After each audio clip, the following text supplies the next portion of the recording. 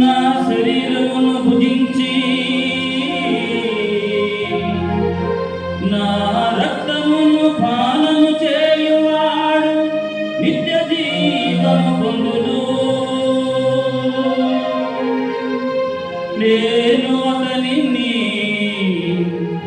అంతిమ దినమున లేపుదును. ఏలయనా నా శరీరము నిజమైన ఆహారము, నా రక్తము నిజమైన పానము. నా శరీరమును భుజించి నా రక్తమును పానము చేయువాడు నా యందును నేను వాని యందును ఉందుము. జీవము గల తండ్రి నన్ను పంపెను, నేను తండ్రి మూలమున జీవించుతున్నాను. అట్లే నన్ను భుజించువాడు నా మూలమున జీవించుడు.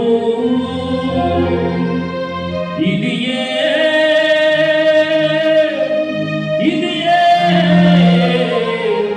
పరలోకము నుండి దిగి వచ్చిన ఆహారము.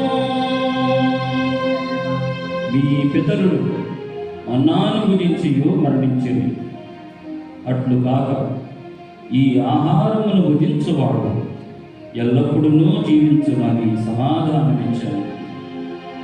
ఇది ప్రభువు సువిశేషము.